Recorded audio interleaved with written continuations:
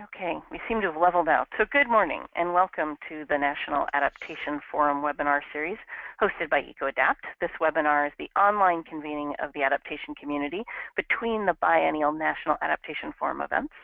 The next forum will be in the Twin Cities in Minnesota from the 9th through the 11th of May in 2017. We hope to see you there. Currently, the call for proposals for individual talks, posters, and the Tools Cafe is open. Visiting the National Adaptation Forum website, nationaladaptationforum.org, is a great way to learn more.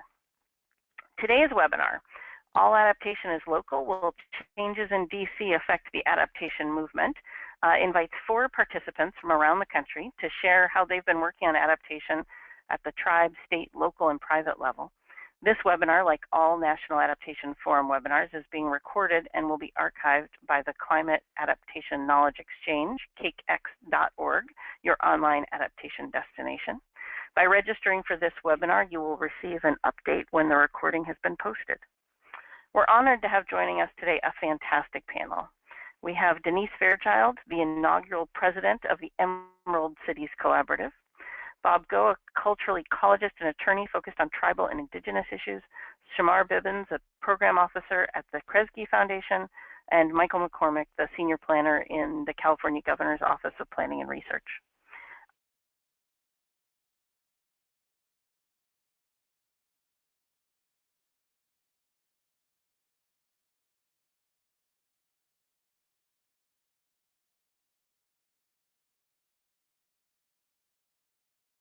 Suggestions up on the docket as quickly as I can.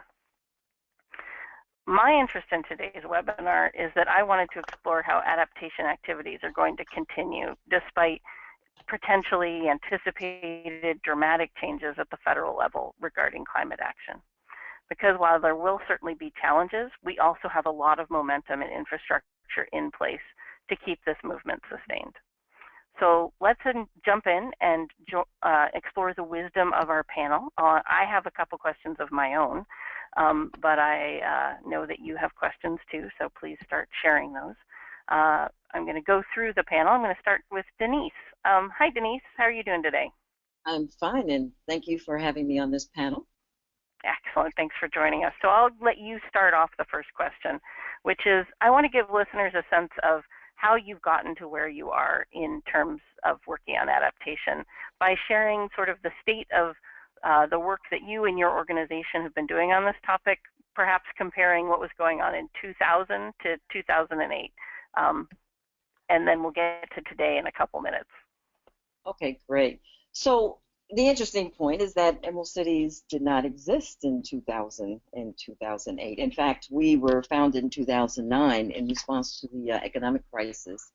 What happened was the crash of the financial, housing, credit, labor, and retail markets affected everyone, and it allowed us to create a space where collaboration of energy, environmental, labor, business, and community groups came together to really rethink how to rebuild our economy. And the result was a year-long planning effort that came up with, where Emerald Cities partners came up with an economic model that, one, does not exploit our natural resources, recognizing that, you know, globally we're 5% of the world's population, but produce 25% of the carbon, 23% of the global biodiversity capacity. Two, that does not exploit our human capital and eliminates the huge sort of income inequality and concentrated wealth. Three, we wanted this model to improve the health of particularly low-income communities, since communities of color breathe nearly 40% more polluted air than higher-income white communities. And then fourth, that we ensure that vulnerable communities are full participant in this growth of this new green sustainable economy. So the bottom line is that, you know, Emerald Cities was created to build a sustainable, just, inclusive, and democratic economy. And our entry point into this vision was energy efficiency and clean energy. That investment, where we were pushing for investment in a clean energy future, would also create union jobs, family wage jobs, and included marginalized communities as planners. So we currently have a coalition. We have coalitions in major metropolitan areas across the United States, you know, from Seattle to Cleveland to Los Angeles and New York, And we're working on greening the built environment, low-income housing, municipal buildings, and making sure low-income communities are sustainable as well.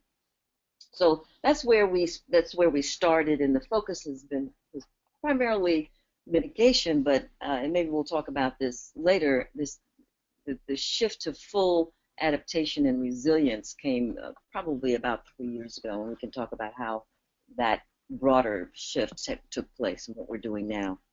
Well, actually, since you brought it up, why don't you tell us what factors moved it from mitigation to more of an adaptation focus? Well, you know, for us, it was really recognizing that climate impacts were becoming a lot more evident. I mean, well, we recognized the climate impacts. The fact is, like in the last 4 years, there have been like 253 presidential disaster declarations and an increase in the number of $1 billion extreme weather events.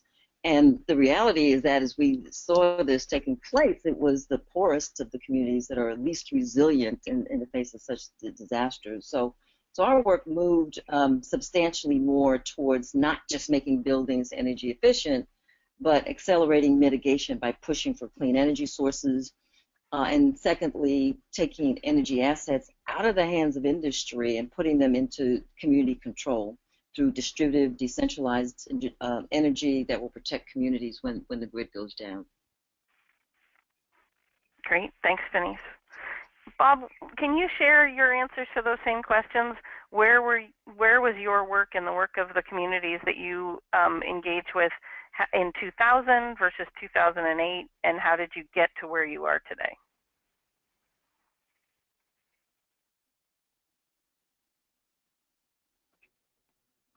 Bob, did we lose you?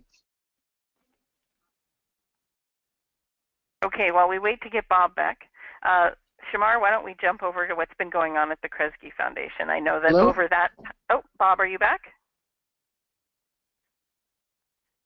Okay, Shamar, we're going to jump over to you. Yes, it was just breaking up in and out. Okay, so Bob, you're up next. Okay, Tell us about your journey. Thank you. Well, I'm Bob Gough. I'm the Secretary of the Intertribal Council on Utility Policy, and we've been working in the arena of climate change and weather extremes, mitigation and adaptation for 25 years, I guess, close to that.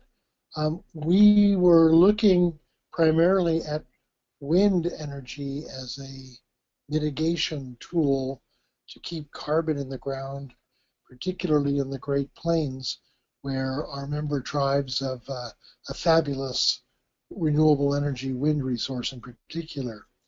And in 1998, we held the first tribal climate workshop. It was part of the USGCRP series of workshops, and there had been none. There were 19 workshops, and they had very minimal tribal participation. When we pointed that out to the USGCRP and said it really has to be a government-to-government invitation, they were very supportive of us putting together a meeting. NASA stepped forward to be the primary funder, along with EPA and the Department of Energy. And we held our first climate workshop down in Albuquerque in 1990, the report coming out in 99. That was the first time we had about nearly 200 tribal representatives, tribal government, tribal colleges, tribal NGOs, natural resource organizations, and like gathering together with climate scientists to talk about changing climate. And one of the unique features of our workshop was we spent very little time on trying to convince tribal people that climate change was upon us. That's because people who hunt, fished, and gathered could see that the seasons were slipping, as it was talked about at that time. People who spent a lot of time outdoors noticed the mismatch in between historical occurrences and more modern occurrences of the onset of things that we now study through phenology, for example, the time of blossoms, the arrival of certain species at different periods of time.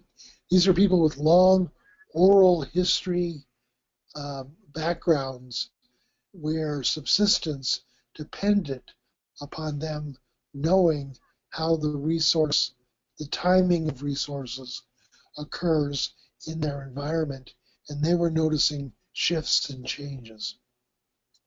So bringing that consciousness to the equation, we were less interested in more resources about understanding how climate change is happening, and we wanted more resources dedicated to what we can do about it.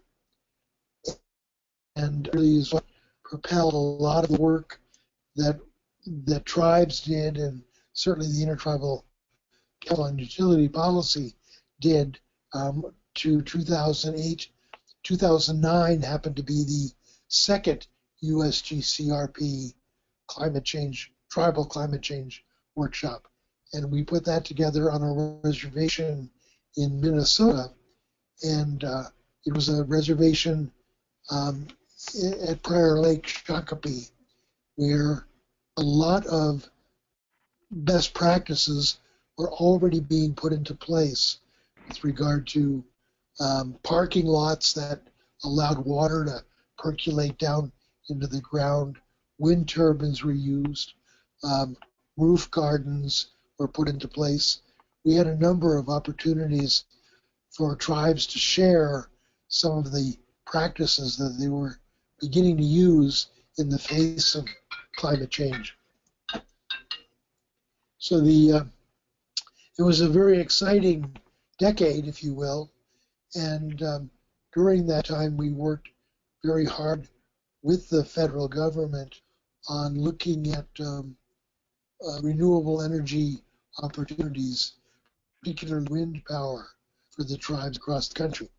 So the work has shifted a bit, and during that time period to today, actually, we've been looking even more at energy efficiency, a better built environment, since tribal governments have a greater opportunity for the control of the built environment within their jurisdictions than any other government, because most of the membership tribes are eligible for tribal housing programs and the like, and that allows the tribes, because most of the built environment on the reservations are in fact housing for growing populations in very confined reservation areas.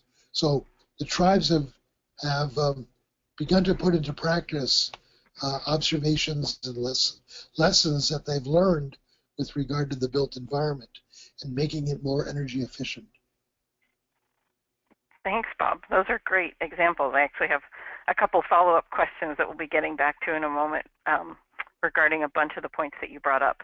But I want to jump over to Shamar Bibbins from the Kresge Foundation to share a little bit about their evolution over the past decade and a half. Great, thank you. So the Kresge Environment Program was established in 2008. While the foundation is well over 90 years old, our environment program was established in 2008 with the focus on climate change. And in the early days of the environment program, from 2009 to 2013, we had quite separate strands of climate adaptation and climate mitigation work. Both were very strong pieces of work, but they were distinct and a bit siloed. And so in those first 5 years through 2013, the program included grant making that really supported the emergent climate adaptation efforts in the United States. So we were really focused on providing funding to nonprofit organizations that were involved in place-based efforts, really with the intention of demonstrating the different ways of engaging communities in climate adaptation planning. And to augment some of that place-based work, we also really wanted to understand what efforts we needed to invest in to really help build the climate adaptation field of practice here in the United States. And so had the grants early on that were focused on those strategies for natural resource conservation, primarily in the rural landscape. And so while the environment program was, moving along and building its investments in its work, and both in the place-based efforts and broader field engaged efforts, the foundation as a whole at that time really began to crystallize its urban opportunity frame. And so when that really played a factor in the environment team shifting from where we were into where we are now. And so as that urban opportunity frame really began to kind of crystallize, we went about the work across the foundation of integrating that frame into the strategies of the 6 programs at the foundation, with the environment program being one of those. And so in making sure that those strategies were more aligned with our kind of North Star of expanding opportunities for low-income people in U.S. cities. And so in March of 2014, based on this work of integrating our 6 programs, including the environment program, with the overarching mission of the foundation, in March of 2014, the environment program's strategic framework really shifted to what our current goal is of helping communities build their resilience in light of climate change, and with the emphasis on cities and on ensuring that the needs and interests of low-income community residents and equity are explicitly considered in climate resilience planning and implementation and policies. And so with this new approach, we define climate resilience really at looking at the efforts that simultaneously aim to mitigate and adapt and that advance social cohesion. So while we still are focused on building the field of practice of the climate adaptation field, we have now a comprehensive integrated approach to climate resilience and helping communities build their resilience. And our definition of that means that we feel that you need to be doing both, mitigating and adapting at the same time. And so that's where our current focus is, and that's kind of the trajectory of how we've got to where we are now. Thank you. Unfortunately, Mike McCormick is not on the line yet. He's at another conference, and his talk was reassigned to the same time as this webinar. Hopefully he'll be joining us, but we're going to jump ahead a little bit and have him catch up later. I'm interested in having each of you reflect on how you anticipate that changes at the federal level may affect your work on climate change adaptation. I know that there were some really clear examples in what Bob brought up, including some partnerships with USGCRP on some of the early convenings, but by the same token, Bob indicated that tribal management has a lot of independence. So Bob, I want to start with you, and then Denise, if you could go next, that would be great.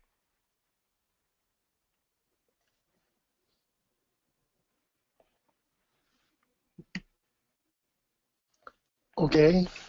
I think looking at what's moved us along and where we're moving along, tribes have relied in good measure on federal partnerships for grants and planning and technical assistance. Because tribes are on land that is held in trust by the federal government for them, permissions are often needed from the federal agencies to be able to pursue courses of action, uses of land for development purposes and the like. So there have been a close relationship there.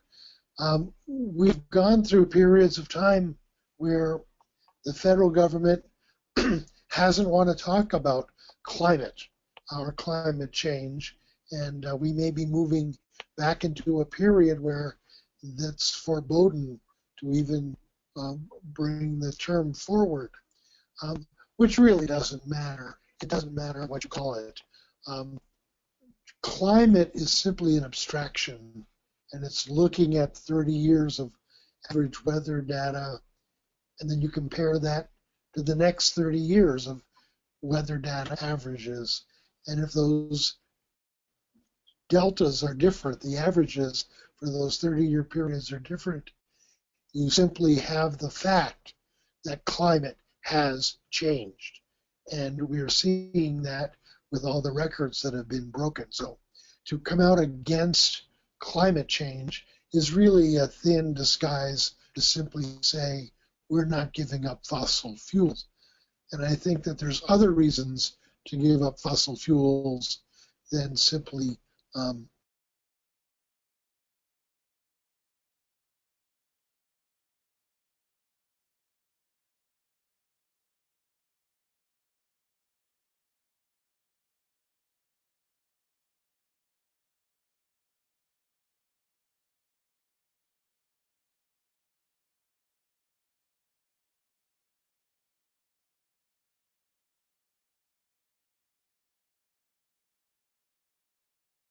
be perfectly good with regard to climate change, because climate change is nothing more than those averaged weather extremes, really.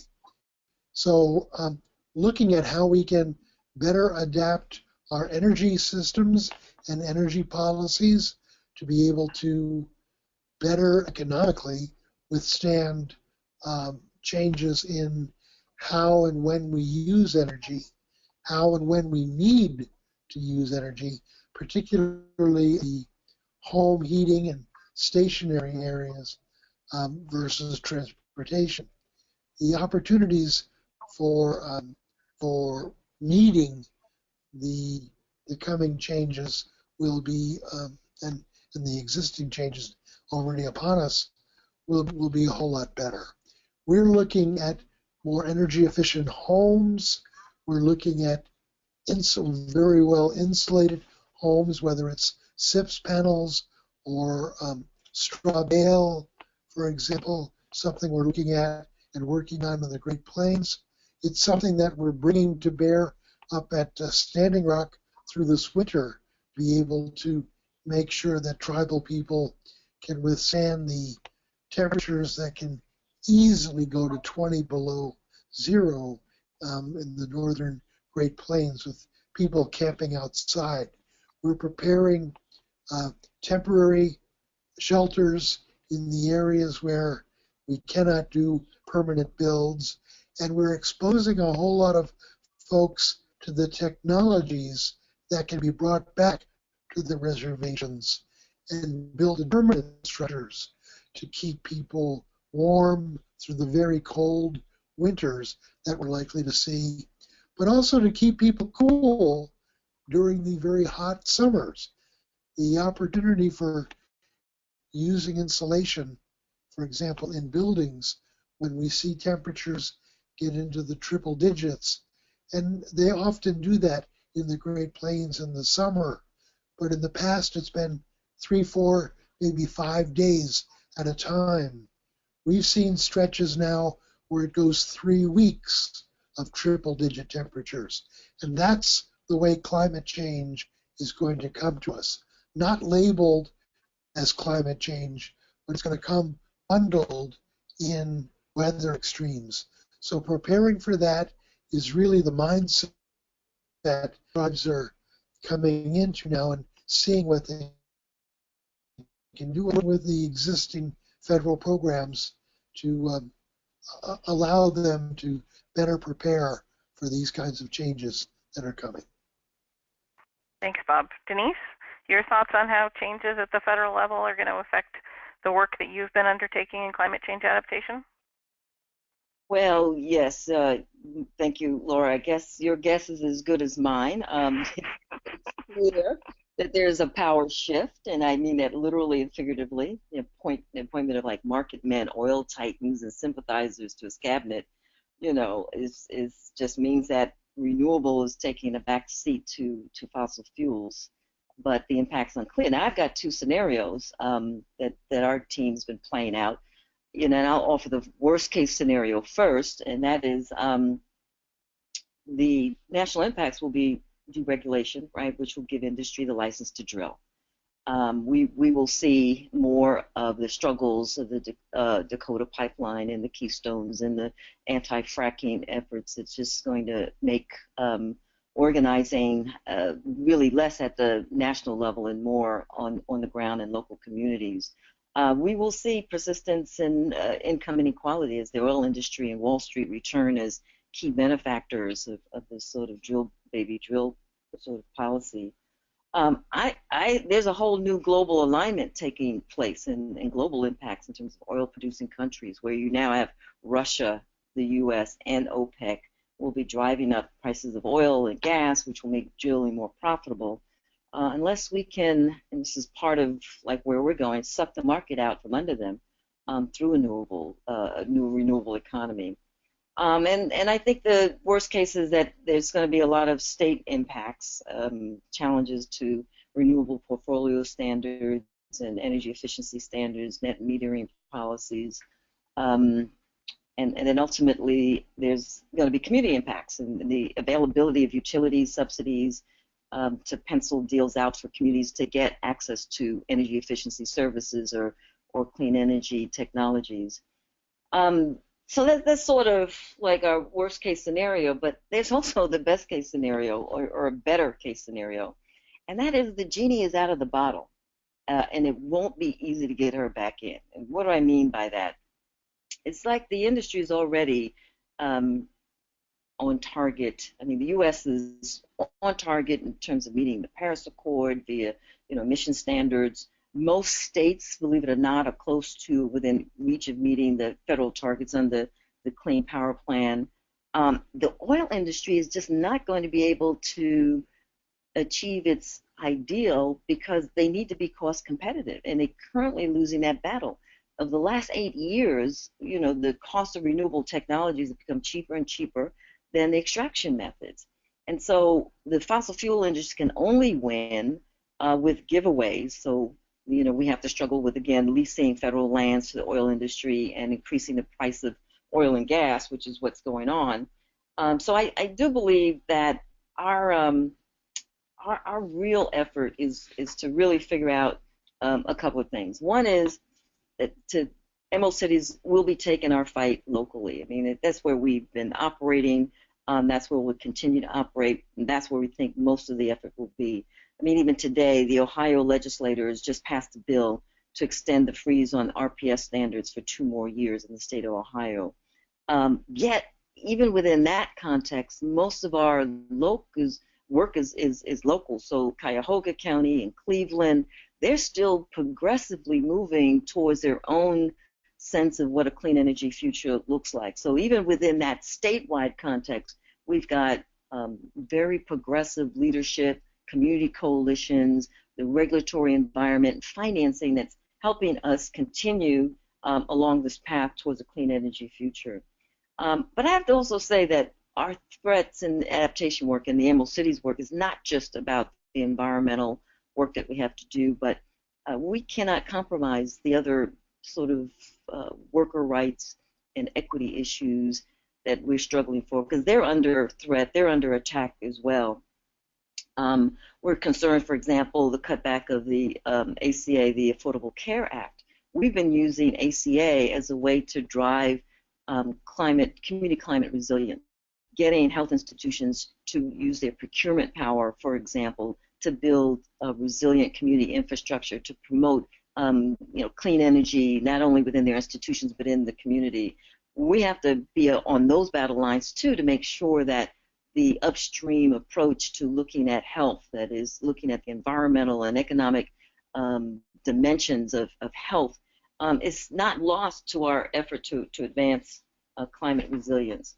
So we're going to be struggling with that. We'll be struggling with the issues of worker rights and the fact that we want people to get family wages and to be able to pay for a clean energy future and a healthy environment, and then in issues of income inequality. But at the end of the day, I would say that there is an infrastructure, and I think we talked about it a little earlier, that's in place in communities and in regions that will keep driving the clean energy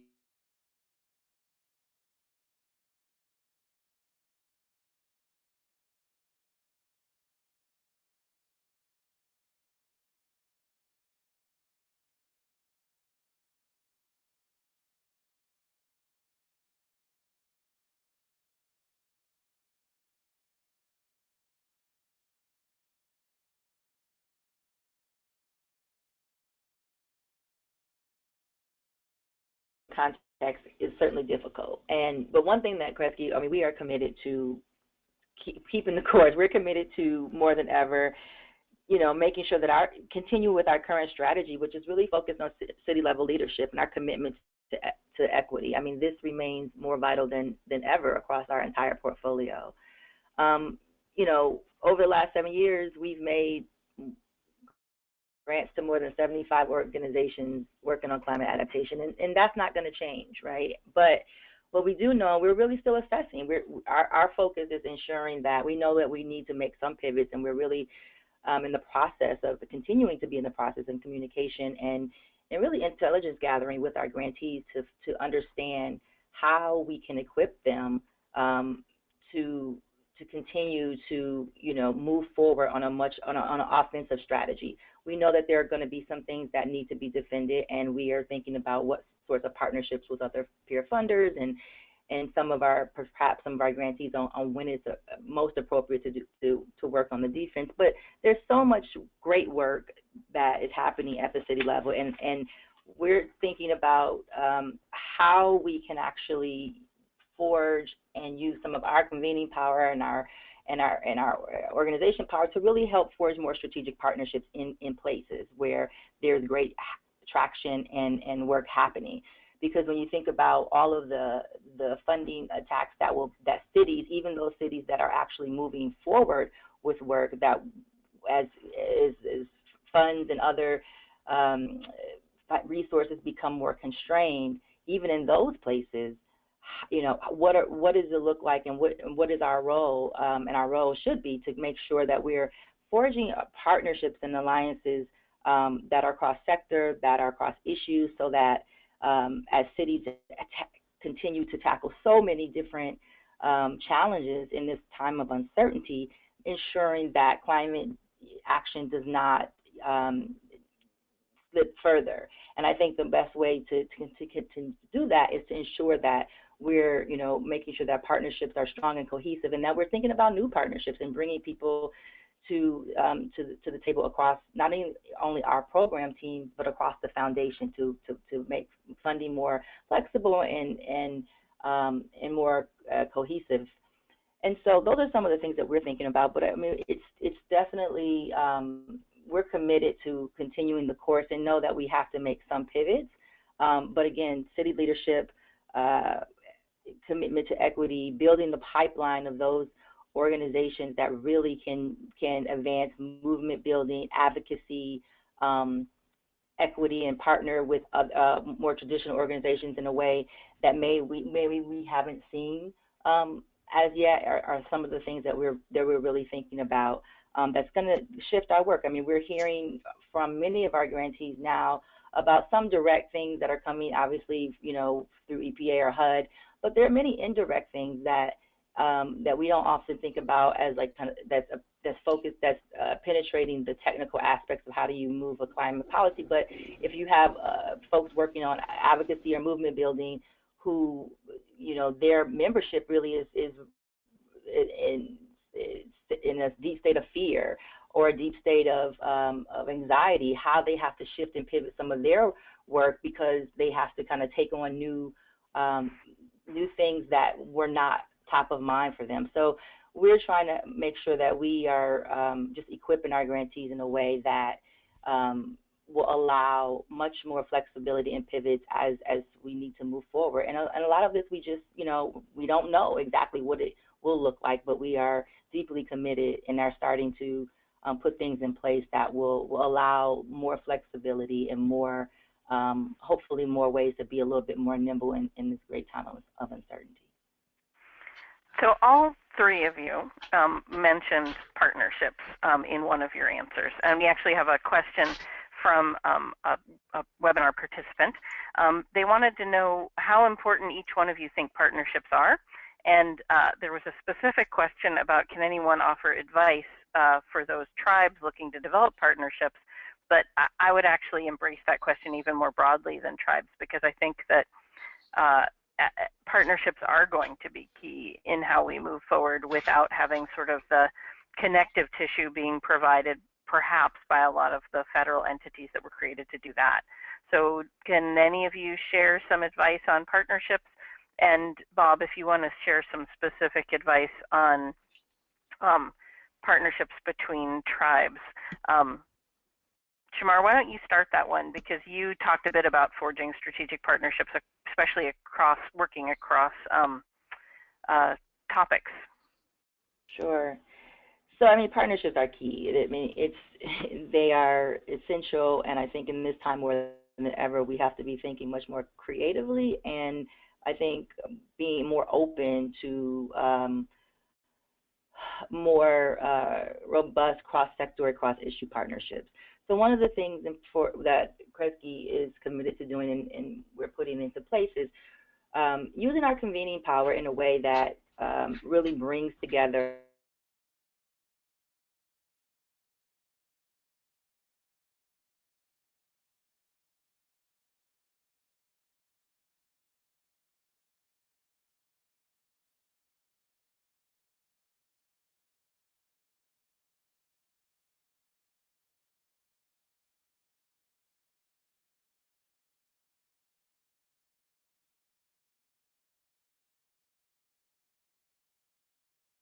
equity in their climate work, their climate adaptation work, and bringing folks together to have real conversations and more important than conversations, but strategic conversations on how do we have a shared solution set, and how do we all operate under the same kind of North Star or vision of what it means to actually advance climate action, as well as bringing together those who are working in a more comprehensive climate resilience frame, integrated approach with social justice kind of at the center. So what does it mean for us to kind of bring these different practitioners together to have a shared understanding, to have a shared vision of what it means to actually drive change? And I think these are the types of things that as a foundation that we have the ability, and quite honestly, I feel the responsibility to do at this, because at this moment in time, it's really, you know, a all hands on deck kind of moment where while there may be many approaches, and there are many approaches how we can achieve the same result, but I think the more increasingly that we have to be willing to come together and have those conversations, because there's just so many things that are going to be pulling at everyone's kind of coattails in terms of resources, and you know, there's the fear of, you know, pitting issues against one another. My issue is more important than this, and this is a time where I think that, and the opportunity for us not to kind of go down that pathway, and I think that, and that is the role that Kresge is committed to doing, to ensure that we can convene different types of practitioners for that shared understanding, that shared visioning around solutions. Thanks, Shamar. Bob, do you have any specific guidance for partnering with tribes, or tribes partnering beyond tribes? Yes, I think that the last decade and a half has shown there have been opportunities with groups like ICLI, groups for sustainable local governments at that city and county level, which are roughly equivalent to the land areas and population sizes of some of the reservations. Looking at the modeling that some of the have already done, I mean, one of the things we realized in the beginning of this century, when climate was not to be spoken in the federal quarters, was that climate change is not concentrated inside the Beltway. It's happening throughout the entire country, and the solutions are going to have to be found throughout the entire country. So it really falls on those governments that are spread across this nation to find ways to make a difference with regard to their own infrastructure and their own planning, and work with other partners, other cities, other counties, other tribes, and find ways to organize some of their resources in ways that, if not, in ways that complement working forward. And this goes for water structures and infrastructure along those lines. We're also looking at building renewable energy markets. There have been some very interesting discussions had over the last couple of months, some of which is growing out of what's happening at Standing Rock and Keystone, the Keystone pipeline situation in the Dakotas, where tribes have opposed these fossil fuel infrastructure projects, not just because they're fossil fuel, but because of the threat they hold to water resources.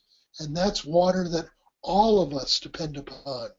So we're looking at being able to protect the water resources we do have, and certainly protect it as we perhaps go into a greater drought period throughout the West, where the water will become even more scarce under these climate scenarios, but also looking at where we can take the lead. If tribes are asking people not to be using these resources, at least not the pipeline resources, then there's an obligation to come up with alternatives to power our markets, power our economies. And one of the discussions that has been evolving is looking at the opportunity for renewable energy from reservations and rural communities to power electric railways from Chicago to Seattle. We've looked at Chicago to New York. We're looking in the Southwest. And there's opportunities for tribal governments and working with local rural governments to look at bonding and the like to be able to support the development of renewable energy for these kinds of clean infrastructure projects that can serve all of us in much better ways through the coming century. So we really are looking at some unique opportunities for partnering in building out a next round of infrastructure that's much cleaner than the last century and a half. So we'll be looking to foundations like Kresge's and others. We'll be looking to other governments in the region to find ways of meeting all of our needs together. That was a perfect segue to our next question. And Mike McCormick, are you on the line now? Okay, maybe we don't have him yet. Oh, welcome. Yes, Thank you, Michael. I'm going to have a question Yeah. that's going to tie into you in a moment, and we're going to ask you to do some fill-in on the previous questions as well. But I wanted to segue from what Bob was just saying to a set of questions that we've gotten from participants. One was about how to avoid falling into the trap of constantly being on the defensive and in crisis mode. But the other side of that is what do we see as the strategic opportunities for the field? What should we be doing to ensure that we're not going backwards, but that we're maintaining momentum and ideally growing it? And so I'm going to, Denise, why don't you start with that question? Michael, I want you to prepare yourself that once she's done, I'd like you to reflect on that sort of from the state perspective, but give a little bit of an overview of the evolution of California's engagement on the adaptation issue from 2000 until now in how you frame that. Hopefully that's not too tall an order. Take it away, Denise. Well, I don't know if it might even make sense for Michael to go, but I would say, how do we not go forward? I mean, part of it is, we had our team meeting not too long ago, and we sort of broke up the buckets into trying to figure out where our stakeholders land, and that is to exist, to persist, that is to continue growing the alternative vision, and thirdly, to engage. And so you really do have to find the place where you have most capacity, where your appetite is and where your resources are concentrated, to figure out which pathway makes sense. We have to work together as a sense of this partnership question. We've got to know who's in the resist column, who's in the build and persist, and who's in the engage column. And if you find focus, because the assaults will be coming from everywhere at all different levels, and it'll be coming rapidly and consistently.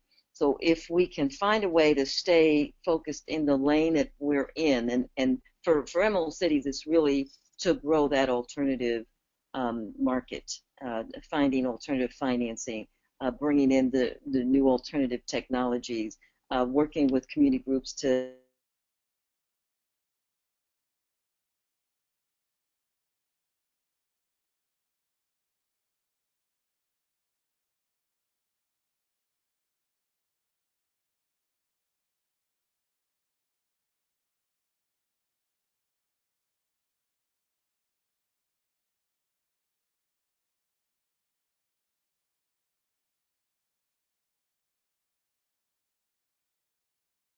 I don't know if we have the stomach for that, but there is some level of engagement that's important. But I think even at the local level, the engagement is critical with everyday people, because there's so many folks at the community level where we are that still don't understand this climate issue and climate change, and whose fault is it, and what can be, if anything, can be done about it.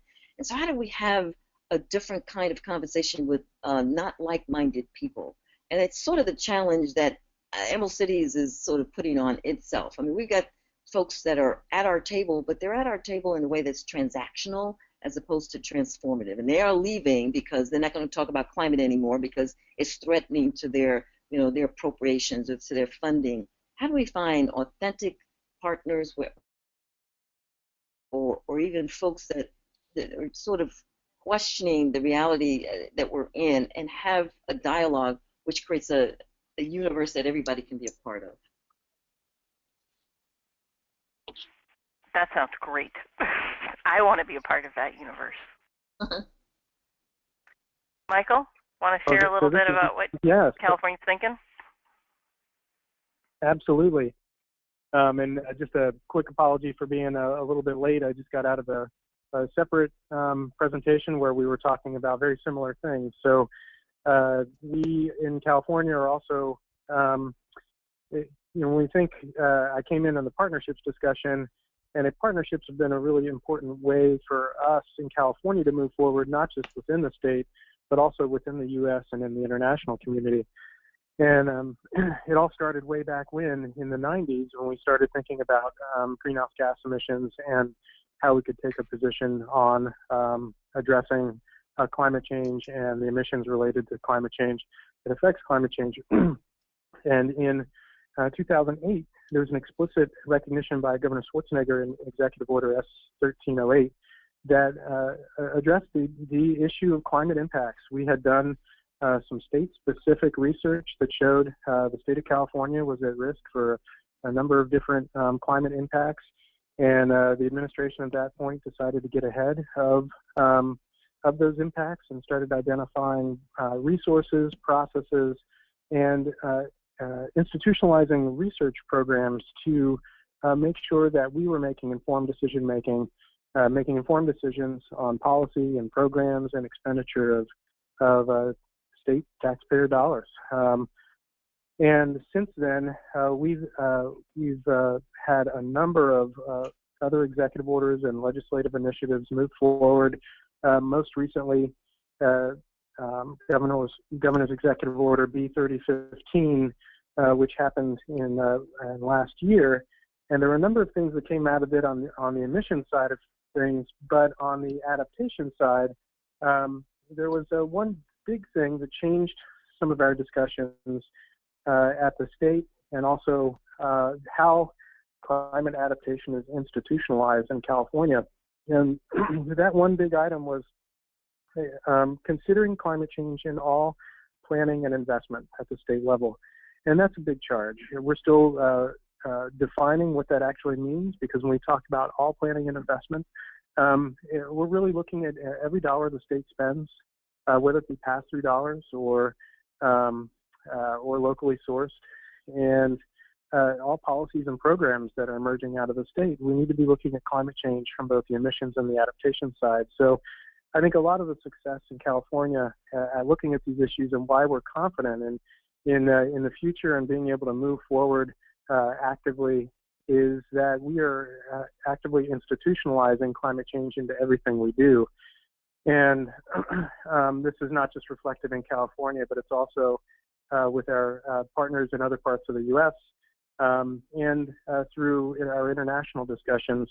So the Under 2 MOU, which is the Under 2 Coalition now, which is a group of signatories in the international community, subnational signatories, cities, states, regions, that have come together and said, you know, we have a level of ambition that sometimes exceeds the international community. Let's come together and figure out how we can solve some of these issues at the subnational level. And that's been a very successful initiative over the past couple of years. We have over 200 new signatories, or 200 total signatories, and significant amount of the GDP of the world is represented by their signatories. So we're in an exciting place now, and part of what we're really trying to do to take the next steps on adaptation is develop those important partnerships and collaborations that'll get us from good policy, good planning, down to really good implementation. And that is going to require every level of government, state, regional, local, partnership with the federal government, partnership with our business community, and infrastructure management, the environmental justice community, and thinking longer term about how all of these come together is an exercise we've been going through this year. So in January next year, we're actually going to come out with a set of next steps and on how to continue moving forward. Because at this point, we have new requirements that require local governments to address climate risk in their local comprehensive plans. Here in California, we call them general plans. The state now requires climate change be addressed in all planning and investment. Regional agencies are proactively addressing climate risk in their regional transportation plans.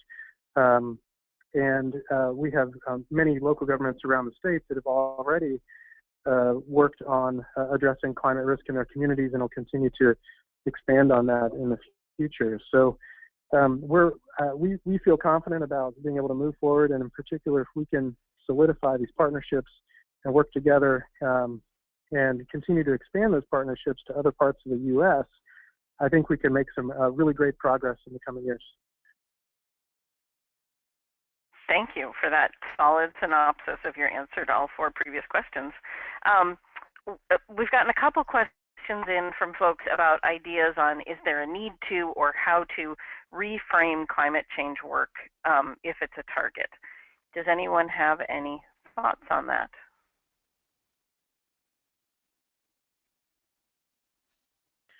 Well, this is Michael again. I'll take the first cut at that. We've actually had to do that in California. California is not a homogeneous, deep blue state that firmly believes in climate change as one of the most significant threats to our state, even though it is. So we have had to work with public opinion in some parts of the state to address that. And there's a number of different mechanisms to do that. And to a large extent, both the emissions and adaptation discussion is really just good planning. It's discussing, what do we want the future of our communities to look like? How do we do good planning to get there?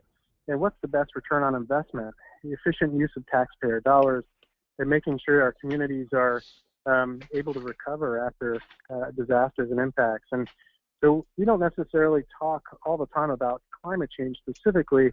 We talk about the components of policy that benefit climate change. And, obviously we have new mandates in place where we're not just working with people to address adaptation, but there's also new requirements where we're reaching out to support those mandates and how local governments address them. But there is still this discussion of climate being something that's uncomfortable to talk about in certain parts of the state. So we really talk about it in the context of what you want your community to look like in the future. And more often than not, the answer to that lines up very nicely with our goals on climate adaptation and mitigation. Anybody else have thoughts on that? Sure, this is Shamar. I think those are really great points that were just raised. And I do believe that it is important to start with your audience and understand who you're speaking with to decide what the best framing and entry point to get to the work. And I think the point of starting with the vision for what your community, what you would like your community to look like, what are the quality of life, what's the vision for how do we live a good quality of life with clean air, clean water, and good jobs, and protecting ourselves from disaster. So it just depends on who you're speaking to. So our grantees in Southeast Florida, where state officials can't even use the word climate change, obviously have to approach sea level rise and their climate work in a very different way.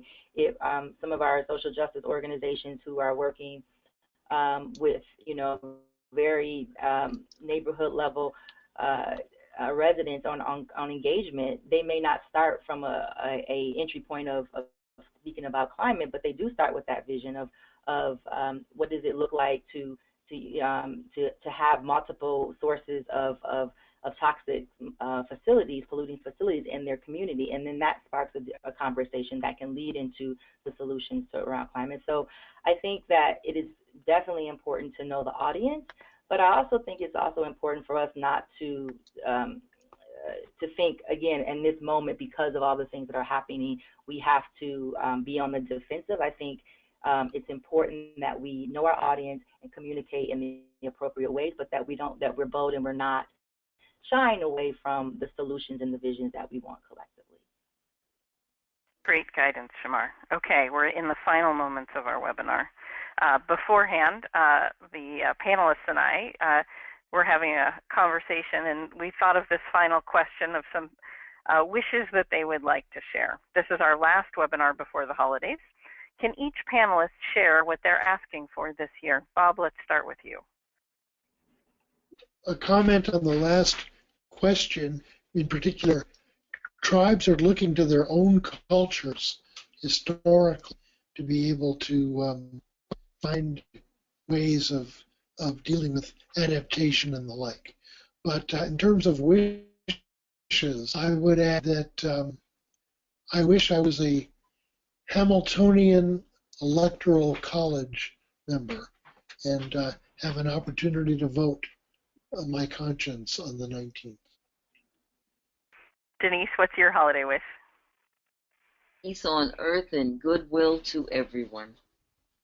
Beautiful. Shamar?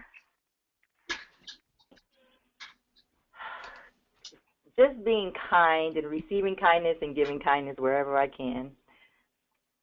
Michael? So I'm going to give a technocratic answer. First, I want to really quickly go back and just mention quickly that the Kresge Foundation, because of their strategic investments in certain components of our state, we have much stronger collaborations here than in some other parts of the country. And so that strategic investment, even though it may not be a lot of money, is really critical. So I've got two requests. One is continued strategic investment by partners, but also the collaborations that have emerged to address this huge issue are critical for us to be successful in the future. So I would wish that those of us working on these issues around the country who are oftentimes in bubbles of excellence, so to speak, that we make a more concerted effort to work together, share our case studies, share the work that we're doing, and continue the great progress we've made over the past few years far into the future through that deeper collaboration and deeper partnership, independent of other issues going on at higher levels of government. We have huge opportunity to leverage this beautiful network that's been created, and thanks to EcoAdapt for helping to create that community through the National Adaptation Forum. Well, thank you to all of our great panelists for sharing their thoughts and knowledge. And thank you, the listeners and participants, for joining us today. Please feel free to point your colleagues who could not attend today's broadcast to the recorded version once you receive the link. I want to let you know that we have several webinars developing for 2017, so please stay tuned. And remember that call for proposals is still open for May's National Adaptation Forum. So please submit a proposal, but make sure you register, because we look forward to seeing you in St. Paul in May. Thank you all very much. Hey there, this is Lara after the webinar. Wanted to give you a couple quick thoughts on what I thought were the big take-homes from today's webinar. I think that everyone really indicated that there is a lot to be hopeful for in terms of the activity that's happening on the ground already, the amount of momentum that's in place, and the infrastructure that's been built to date. I wanted to reflect on a few really big ideas that I thought came out of this that I think are important for us all to figure out how to make part of our own work. Michael McCormick from the state of California talked about how they're institutionalizing climate change in everything they do. That's important regardless of what's happening at the federal level, but I think anything that we can all do to make climate change just part of how we do things well or how we add efficiency is really important. Denise had a great point about the need to educate our non-traditional partners so that they had an increased awareness of what was at stake if we don't incorporate climate change adaptation into what we're doing. She also made a great point about growing alternative markets as a way of showing people the future. I think this idea of showing people the future so that it's not about scary things they have to give up, but about the opportunities that lie ahead and the good decisions that can be made. Michael also talked about that in terms of the efficient use of taxpayer dollars. But Bob also had the great example of electric trains and the idea of building new transportation infrastructure that responded to what the future could be like. He also talked about the opportunity for management of resources at different levels, especially the opportunities and responsibilities of tribal management. And finally, Shamar gave us some reflection on the goal of having everyone be able to live a good life. And that brought in all of the traditional challenges that we've been facing in relation to climate change, and how that's just as important now as it ever was, and we need to continue to move forward, perhaps through forging strategic partnerships within and beyond your traditional institutions and sectors. So partnerships, making this part of everything you do, and helping people envision what a really good future can be. There's a lot of challenges ahead of us. The participants in this webinar are vitally aware of that, but they're also keenly aware of what are the opportunities, and they've got great ideas for embracing how to move them forward. So I invite all of you to continue to engage in these webinars, continue to engage in your work, and keep bringing your ideas and your energy to that path to a better future. Take care. Bye.